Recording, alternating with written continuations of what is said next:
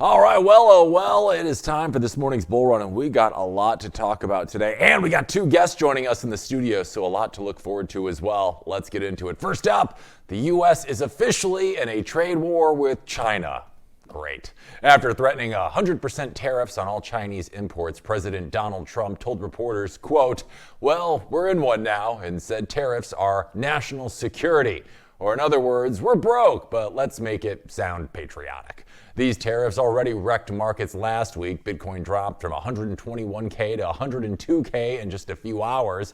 Now it's recovered, proving that the only thing more resilient than Bitcoin is Donald Trump's ego.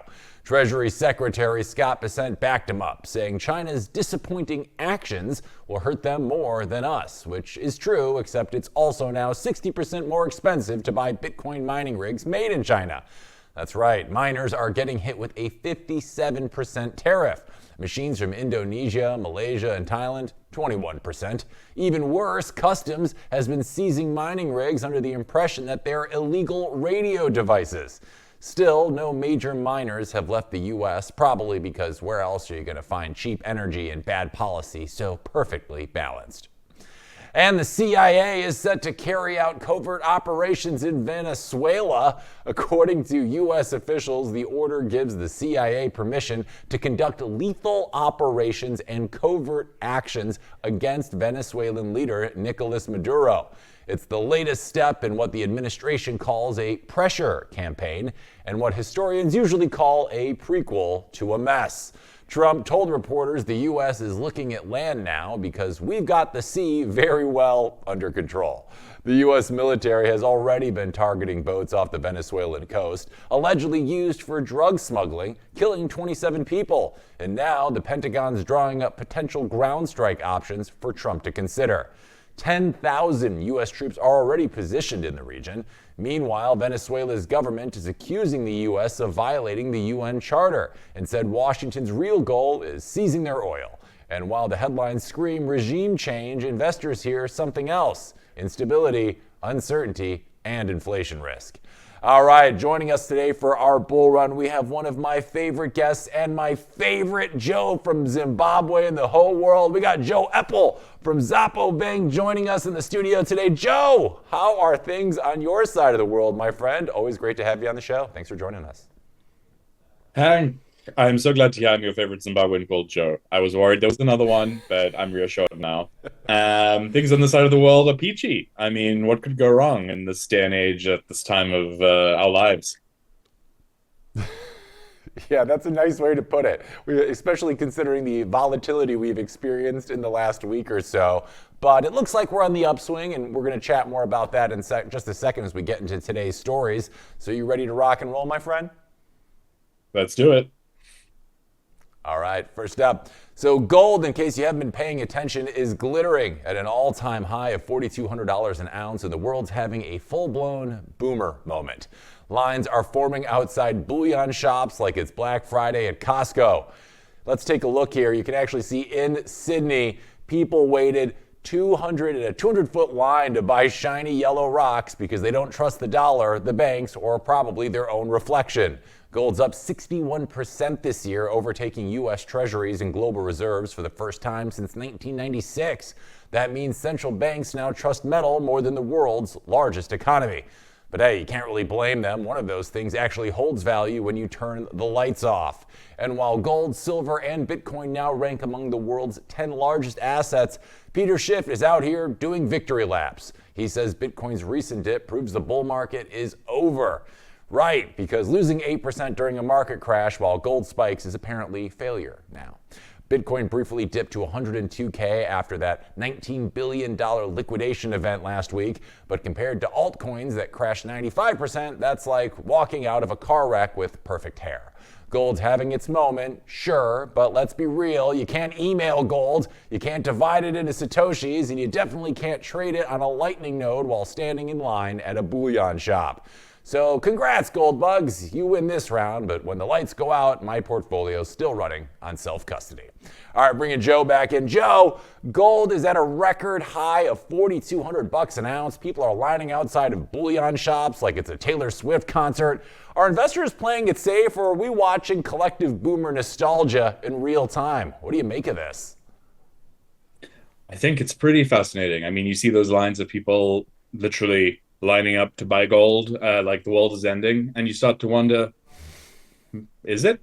But to be fair, I mean, I think it is. It's a degree of boomer nostalgia mixed with the state of the world and the macro economy that we're in right now. There is a lot of uncertainty. People do feel like there's a lot of risk, and so people are running to safe havens, and gold, silver, and it seems, thankfully, Bitcoin are on that list. So I make, the general populace is feeling the stress, feeling the heat, and starting to wonder, how can, excuse me, how can I hedge against this current set of affairs and that are so unpredictable?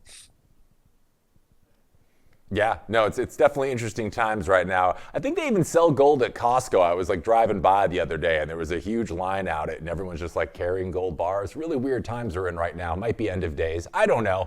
Needless to say though, central banks now hold more gold than U.S. Treasuries for the first time since the 90s. So Joe, do you think that means the world's losing faith in the dollar officially, or are we just seeing a shiny little panic attack right now? How do you think this is playing out?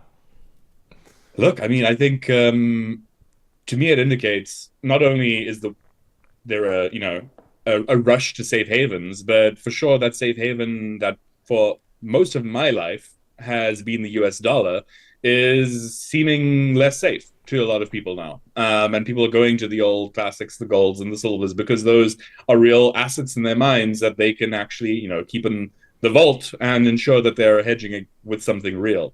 So to me, it indicates the global uncertainty, the global risk that everyone is feeling and seeing, and also the degrading value of the US as a hedge against anything that could be happening out there. And that should have US bankers and people who have all of their money denominated in US dollars a little bit worried. I guess that's why there are lines outside Costco to buy gold bars. And, I feel it. Yeah, no, it definitely seems like we are witnessing the deterioration of our beloved greenbacks in real time. And from your side or seat at the table over at Xapo, Joe, do you find that clients are treating gold and Bitcoin like rivals right now, or are they more like teammates in the hard money versus fiat Olympics? What are you seeing on your end of things? It's a great question. I mean, we, as a bank, we don't offer exposure to gold at this point. We're purely into US dollars and primarily into Bitcoin, and offer a range of products to enable you to grow your wealth regardless of how you feel about either of those two things, in the most secure way possible. What we're seeing is a definite uptick in interest in people coming to us looking to buy Bitcoin and looking for ways to not only buy it, but keep it safe and leverage it if they need to. I think one of the really cool things about Xapo Bank and one of the real differentiators of us in the market is, for sure, I want to be able to keep my money safe. I want to be able to hedge it. But imagine if you can hedge it, but also leverage it when you need to get some access to capital. And that's what we do with our Bitcoin backed loans. It's a little bit harder to do that with a gold coin that you bought at Costco and you keep under your pillow. And so Xapo's there providing you with that safety as well as a degree of utility when you need it. And we're definitely seeing a lot of user interest, a lot of market interest in being able to do that. People are definitely, and as a bank and as an institution, our history is very much rooted in markets that faced great moments of instability and continue to do so in places like Argentina. And we've always been the safest place where you can take and grow your wealth and keep it safe.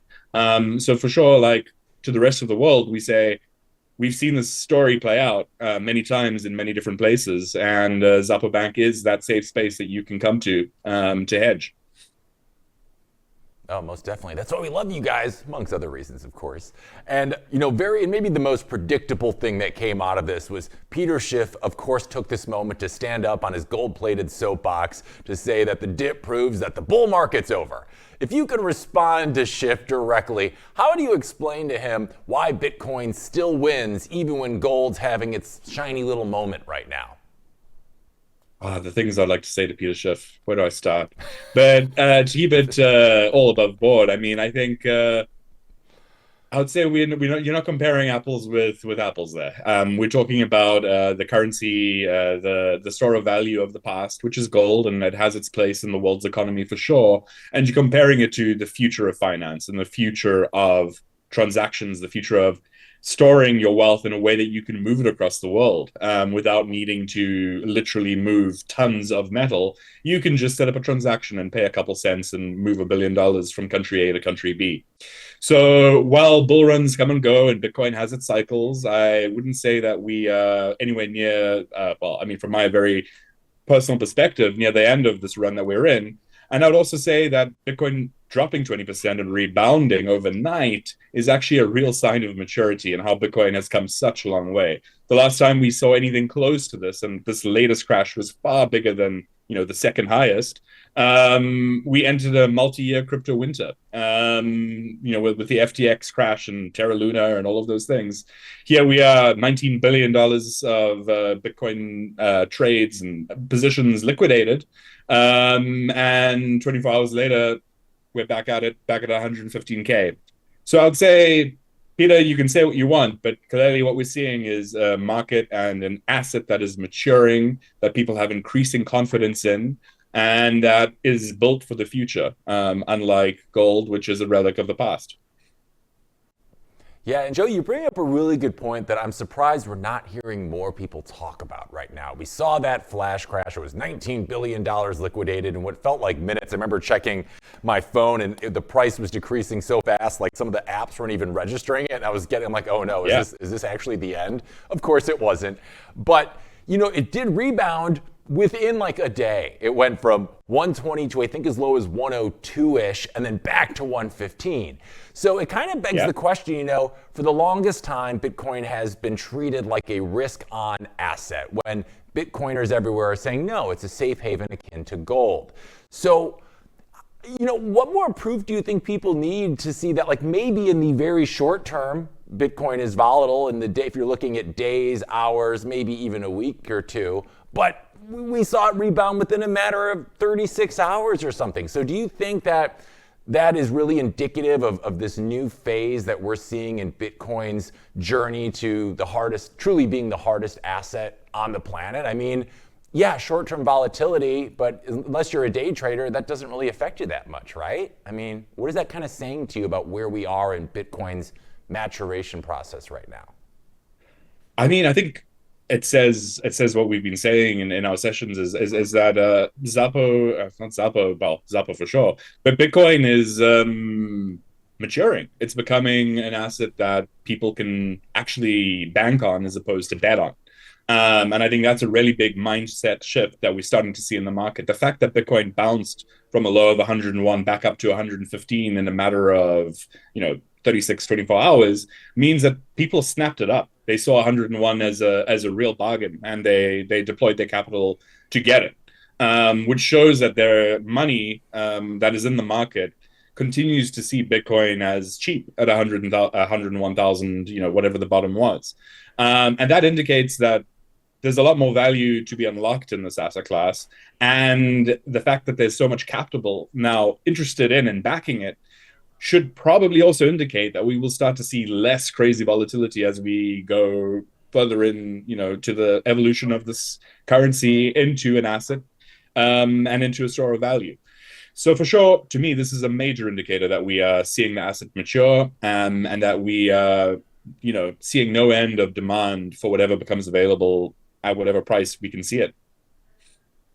Yeah, I mean, if we needed further confirmation, at least from my end, I don't know if we'll ever get under 6 digits again, because before we even got closer to 100 itself, it got snapped up really quick. So it seems like there's a lot of buying demand around that 100K level, because people know you're probably never going to see prices like that again.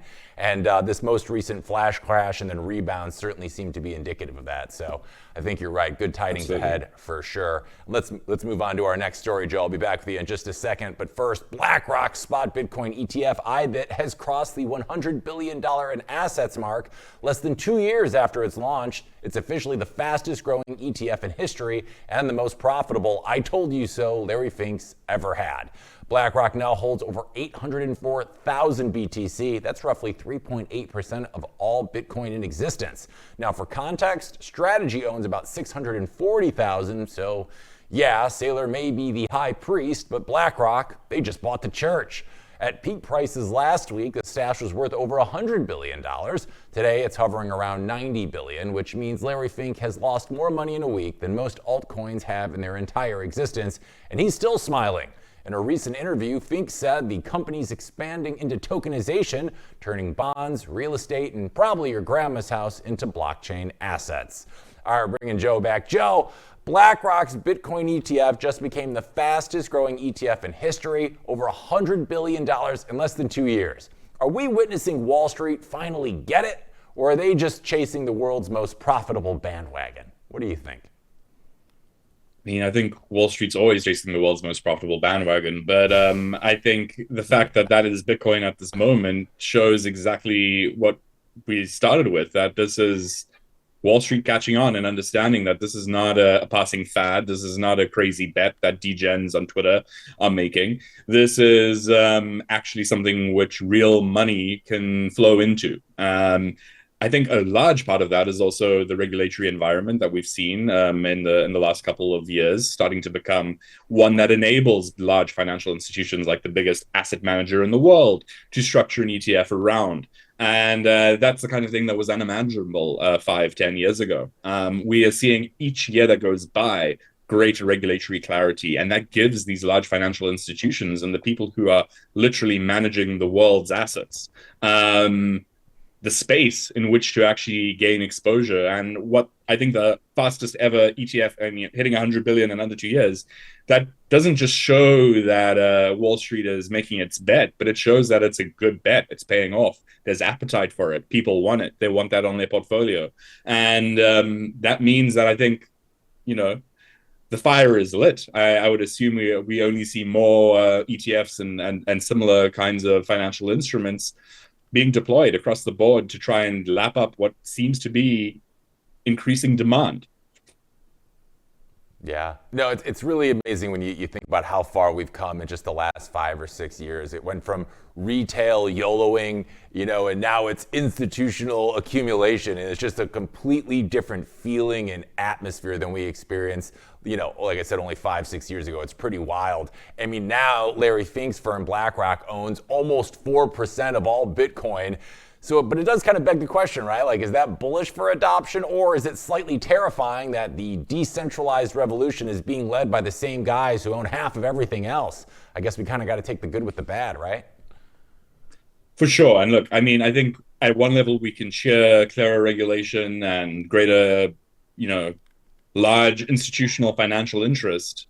But at the same time, we have to understand that Bitcoin is supposed to be a decentralized asset. It's not supposed to be something that anyone gains total control over. And while we're still mining new Bitcoin, and while miners are still able to fund their activities through mining new Bitcoin, I think we're probably safe. But as those rewards start to drop, and as perhaps mining becomes even more centralized than it is today, maybe we're entering into a risky area. The cool thing about Bitcoin, though, given its decentralized nature and the fact that it's open source, is that the community can respond to those fears. And through consensus, we can figure out a better way to do things if we need to. And I think that's a very powerful and a very often overlooked aspect of Bitcoin as a technology and as an asset. Yeah, and then you think about the supply dynamics of it, because, yeah, they own almost 4%, but it would be so incredibly hard for them to get much more than that, because there's only so much Bitcoin to go around, and as the demand increases, as we know, number go up and so does the price, so it's going to be a lot harder for them to stack those sats on their books. So I think we're okay, but you always got to wave the warning flag with this kind of thing. BlackRock, I don't trust him, but they're not doing it because it doesn't make them money. And they're also getting into tokenization now, which is super interesting. They're turning bonds, real estate, maybe even my Mima's retirement condo into blockchain assets. So how big of a deal do you think that shift is for the future of finance? Tokenization's a pretty big deal, right?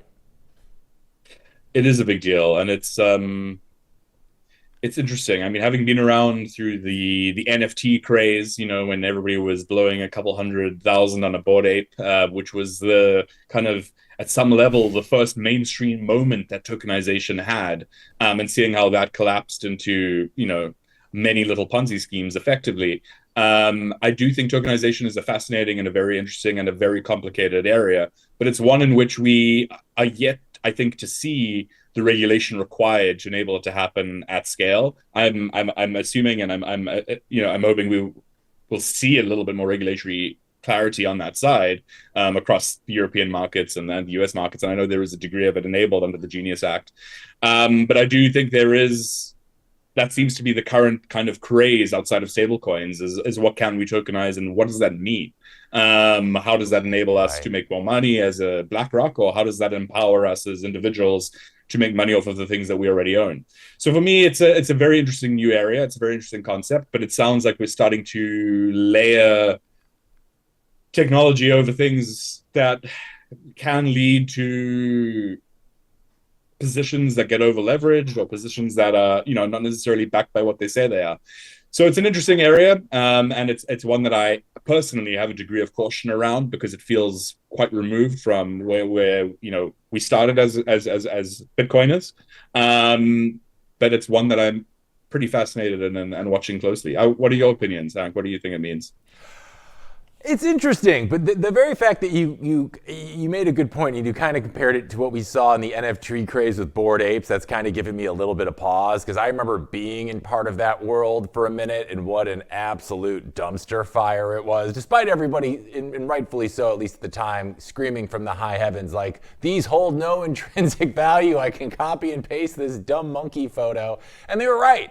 But, maybe NFTs had to crawl so real world tokenization could walk or something like that. I don't know. But you do bring up some interesting points, and that does kind of seem to be one of the hot button things that we're seeing in the industry right now. Like I know there's, what is it? There's a company we've had here on the show that's like tokenized $1 billion worth of stuff. So people are doing it, but yeah, remains to be seen. We'll see how it all plays out. I think having a little skepticism or approaching with a little caution right now, probably the smart move, but such is life. All right, moving on to the next story, Joe. Hang 10, because right now, corporate America, in case you didn't know, they hold more than 1 million Bitcoin. That's $117 billion worth, which means CEOs are finally figuring out what Reddit figured out a decade ago. According to a new Bitwise report, 72 public companies and ETFs collectively own over 1 million BTC after adding another 176,000 in the third quarter alone. It is the clearest sign yet that Bitcoin has gone from magic internet money to asset my board of directors can't ignore without getting sued. Leading the charge, as usual, is strategy. Like I mentioned, it's now holding over 640,000 Bitcoin. This after buying another 40,000 in Q3. Michael Saylor basically looked at the flash crash last week, hey buddy, and said, oh, it's 12% off, I'll take a bunch of it. Other funds have followed suit, quietly stacking while retail traders argue on X about whether 112K is overbought. All right, Joe, we're bringing you back, and let's head over to Camera 3, guys. I don't know if you're familiar with this website I'm going to bring up, Joe. One of my favorite websites on the entire interwebs. It's bitcointreasuries.net. Are you familiar with that website, Joe? I have seen this before. I think with you, actually, on a previous Roxanne episode, yeah. Oh, we did bring it up with you. Okay, cool. Well, I want to bring up the charts here, guys. Are we bringing that up for us real quick? Okay, there it is. Okay, beautiful. So yeah, this, the best place on the internet to find out what your favorite public companies are up to with their Bitcoin stash. And like we said, we got, strategy here at the top, and you can click on any of these individual companies and see how it's affecting their balance books. So I guess my question is, Joe, why do you think we haven't seen more of the big names like Mag 7 companies enter this list yet? I mean, I know Tesla's up there, but they bought their Bitcoin like 4 or 5 years ago.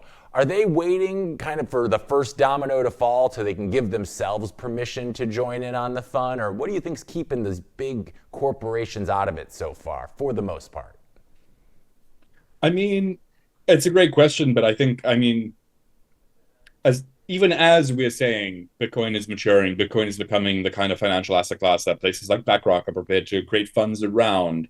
It's still early, right? And it's good to remind ourselves of this fact from time to time, where it feels like we've, walked around the world a few times on foot and have made such progress, but we're really still at the beginning. And I think it's probably still too early for many of these large corporations to feel like it's safe enough to give themselves direct balance sheet exposure to something such as Bitcoin, especially at a time when the world economy is looking unstable and when the next best thing is something that people aren't too sure about. I see more people doubling down on AI and doubling down on those sorts of also potential bubbles as a means to try and make a buck or invest and get a return.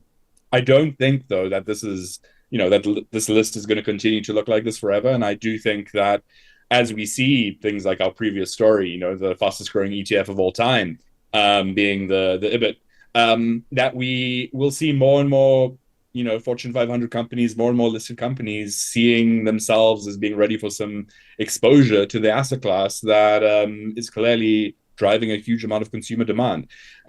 So to be seen. I wish I was inside the minds of many of these individuals, but I do think we're early, and we'll see them pop up in maybe a couple of years' time when Bitcoin costs a couple $1 million a coin. But I mean, hopefully. Yeah, and they'll get it at the price they deserve, which is much higher because they didn't get it earlier. But it's super interesting, right? And you made a good point. Like, you have everybody just throwing money at the wall towards AI, right? Because there's this seemingly enormous upside potential. When you could have made a similar argument you could still make it now for Bitcoin, but I almost wonder, Bitcoin is backed by math when all this other stuff is backed by kind of just potential. We don't know about AI. There's a lot of people predicting a crash, but we don't know the end game, what will eventually come of it. We know Bitcoin, it's 21 million. It'll always be that way. And the longer you hold, the more money you end up accruing as a result of Bitcoin's number go up. Yet we're still seeing so many people on the sidelines. It's really interesting because right now Bitcoin to me feels like a much safer bet than just throwing money at anything with a .ai at the end of the name. Yet we're seeing it in mass right now. So very confusing times indeed. But hey, like Michael Saylor said, you get it at the price you deserve. Let's get back to camera one here, gang. And another thing that was interesting about this story was they said, corporate America now holds more than 1 million BTC. And again, we're early, and there's only 21 million to go around. Right now, it's worth about $117 billion, that 1 million Bitcoin-ish. So does that surprise you, or is this just like the next logical step for companies realizing that cash is the real meme coin? Would you have expected, given the regulations we've seen this year kind of put in place, the tailwinds we're experiencing, would you have expected more or less companies at this point? Or are we kind of in that mama bear moment where this is exactly where you would expect we'd be, given all the factors we've seen this year? I think, when we talk about Bitcoin price volatility, we always say zoom out, see the bigger picture. And I think if we're thinking around corporate balance sheets with Bitcoin on them and we zoom out a little bit, we'd see just how recently this became a concept and this became a thing that more than a handful of people were talking about. So I think we're very much still at the beginning of corporate adoption. And I think when that bug really catches and when the gold rush into Bitcoin begins, that's when it's going to be a really great time to be a retail investor and holder of Bitcoin, because the supply shock that will come will be enormous. We're talking about, 1 million Bitcoin being owned already. Amazing. The other 20 million out there, some of which is lost forever and some of which hasn't been mined yet, is a very, very finite supply. And so I would say I'm not surprised that we don't see, like Microsoft and Alphabet and Meta at the top of this list just yet. But what heartens me, what makes me really excited, is to see the smaller companies that are embracing this. The companies that are, they don't have millions and billions of dollars at their disposal in terms of cash assets that are lying around, but they are taking what they have and they're buying a couple of Bitcoin and they're putting it on their balance sheet. And to me, that shows a real confidence being created at the grassroots level of entrepreneurial kind of mindsets and the industry that speaks to a groundswell of interest and wanting to really see how we can get exposure to this thing. I mean, I was reading, I think, in one of the articles that we're discussing today, that this has been the worst year for the US dollar in terms of performance against gold for an incredibly long time. And I think as we start to see more of those metrics come out, and as we maybe start to see the tariff wars and the ongoing job reports coming out of the States, potentially not painting such a rosy picture of the future value of the US dollar, we will see a continued rush into safe havens. And gold is bearing the fortunes of that right now. Bitcoin has been too, and I think we'll continue to see it grow. And when that happens, and as that happens, this list will start to grow and start to look very different. So long story short, we're still early, and I think there's a lot more to come. Yeah, and you make an interesting point because, those big corporations, it'd be so easy for Alphabet to say, here's a couple million we're throwing into Bitcoin, it's on our balance sheet. But then you're seeing these smaller companies that also have very, very smart people who will be financial leaders of tomorrow, who have so much conviction in it, they're going all in, and the risk is so much more for them than it would be for a company like Alphabet or Microsoft just to throw a couple million in there. So it definitely is encouraging from a grassroots movement perspective and a conviction perspective of really smart people, a lot smarter than me, who are out there putting it all on the line because they believe in Bitcoin and the math associated with it. And it definitely brews a lot of inner confidence. So we definitely like to see that here. And at Xapo, Joe, you work directly with a lot of institutions and high net worth clients. Are they buying Bitcoin now because they finally understand it? Or is it more because they're terrified of missing the next big leg up? What's the vibe you're getting right now?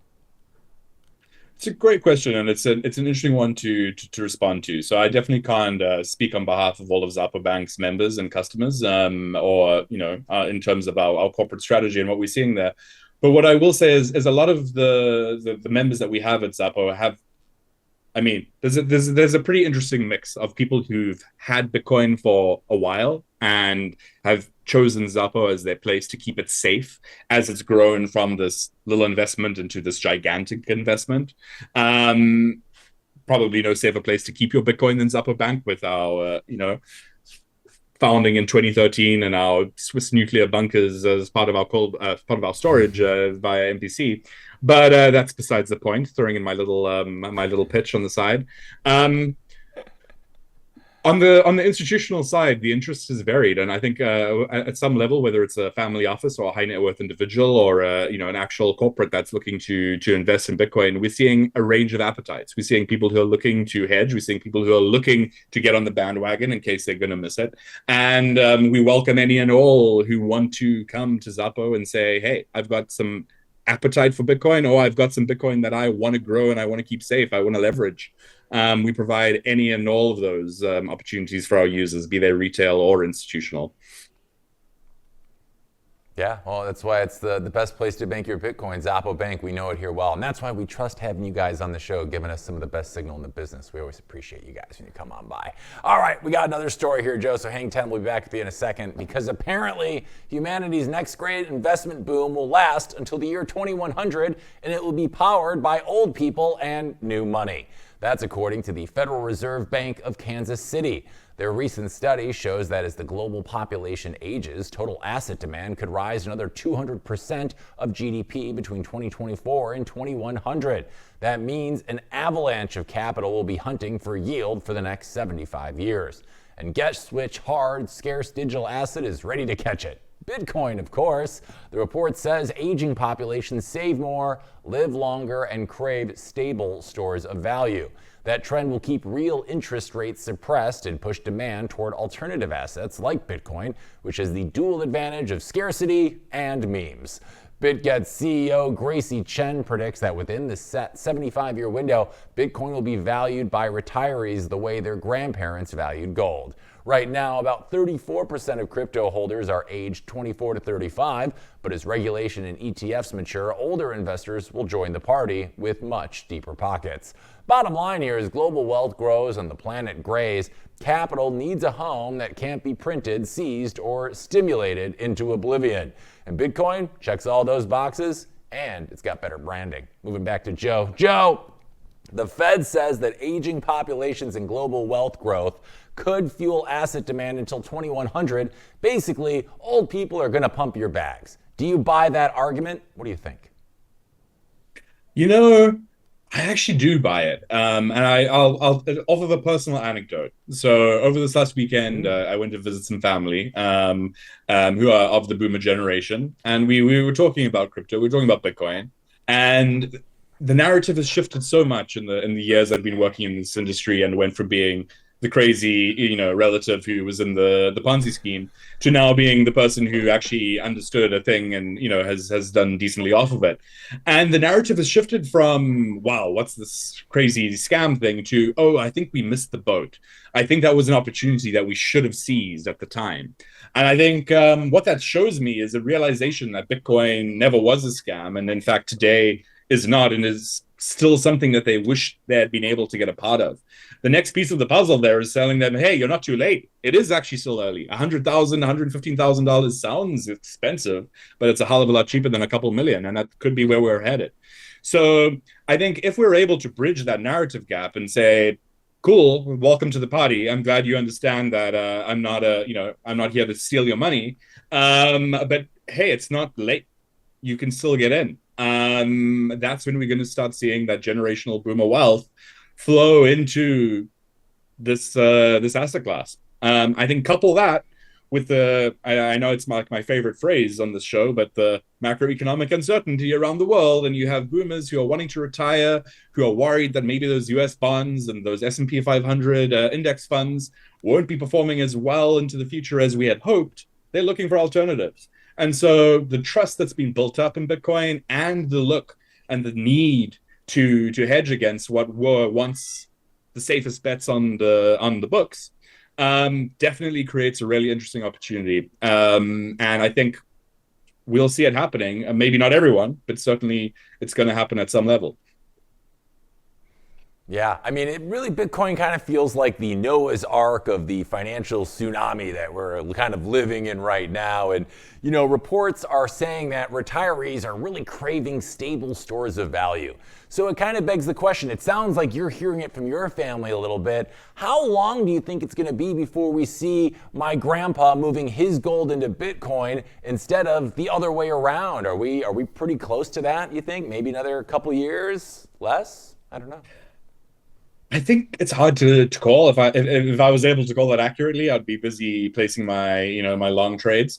But I think I think it's closer than it was, and it feels a lot closer than it felt a few years ago. I think if anything, this year and the last the years since COVID have shown us how this post World War II global order that felt so stable and felt so safe is actually on shaky ground. And there is no prosperous tomorrow guaranteed in our existing financial instruments and our existing investments. And that's opening people up to the possibility that there could be better alternatives out there. Of course, people are going back to the old faithful gold, and they will. And the price of gold will pump and may continue to do so. But gold is open to further exploration and more becoming available, and in a way that Bitcoin is not. I think the job of people like you and me and people in this industry, our audience who are listening, is to tell that story in such a way that Bitcoin isn't seen as the scary, risky thing that we missed the boat on, but as this potentially very safe alternative that you are still very early in, and that you can actually do just as good a job of hedging against inflation and devaluation of your fiat as gold and or silver. Plus, if you need to move countries, you don't have to take a couple of gold bars in your handbag. You can just, take your Trezor or move it across with your Xapo Bank account. Oh, yeah. Amen to that. I always get flagged by TSA when I'm bringing my gold bars across state lines and country lines and whatnot, too. So I can't wait for that to be over. And, Joe, at Xapo, you and the team sit at kind of the crossroads of traditional banking and Bitcoin. So my question is, how are you and the team preparing for that inevitable wave of older, wealthier clients that are going to eventually be entering the space? We've been preparing for that from day one. Xapo Bank was ahead of its time. It was built, founded in 2013, before it was a bank, when we were more in the custodian services. And we have all of those years of expertise that we have been building up and preparing for the moment when we see this great transfer of wealth into this asset class. We've been building the safest possible way to keep your Bitcoin safe. We've got a team of experts. We've got the best possible technology. We've literally got a Swiss nuclear bunker. And we've also been building out the tools so that not only can you keep your Bitcoin safe, but you can grow it. You can earn yield on it, and you can get access to other financial instruments that perhaps you still want to have some exposure to, like the S&P 500 or like any US stock that you want to put your money into. So at Xapo Bank, we have been building the Bitcoin bank of the future that enables you to do the things that you would traditionally be doing with your fiat, but doing it in Bitcoin and doing it from more or less anywhere in the world. And quite honestly, I think if more people understood that, and more people really viewed and saw what Xapo can do for them, the line would be out the door, just like the boomers queuing to buy gold.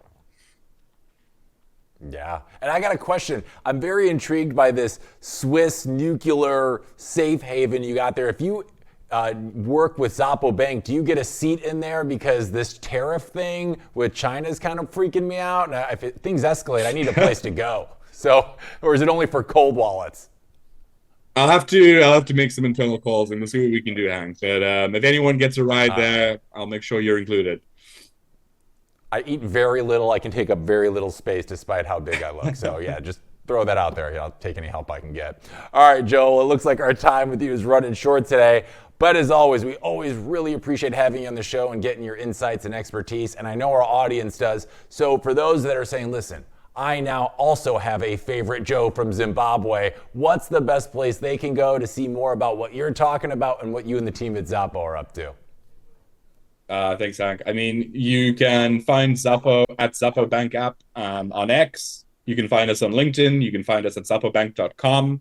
And me personally, you can find me at Zimbo Joe with 2 E's on X. I have a pretty tiny following there, but I'm growing it day by day. Each like and subscription helps. So pull through, like and subscribe, and reach out to us. We'd love to talk if you want to become a Xapo Bank member or if you have any questions about what we can offer you. Amazing. And I definitely encourage everyone to follow Joe over at Xapo. You're actually one of my mother's, if not, I don't want to play favorites, favorite person on the show. She's like, I love Joe. She always makes me tell her when you're coming up on the show. So you've got at least one. I think we need to get her on at some point, and we could have like a Hank's mom and Joe segment, and I'm here for it. I'm ready. Oh boy, that might be too much for anybody to handle, but I appreciate it. I'll let her know and see what she says. We'll kick the can on that one. All right, Joe, well, thank you again for joining us today, and we're looking forward to having you back on the show real soon, my friend. Enjoy the rest of your week. You too. Cheers. Thank you so much. Cheers. All right, we're taking a quick break. We'll be back here at the Blockchain Report with more, including our second special guest of the day. And I'm not going to tell you who it is yet. I'm going to make you stick around and find out. So more Blockchain Report coming to you right after this. Security matters. Xapo Bank, the only way to bank your Bitcoin. Apply now at xapobank.com.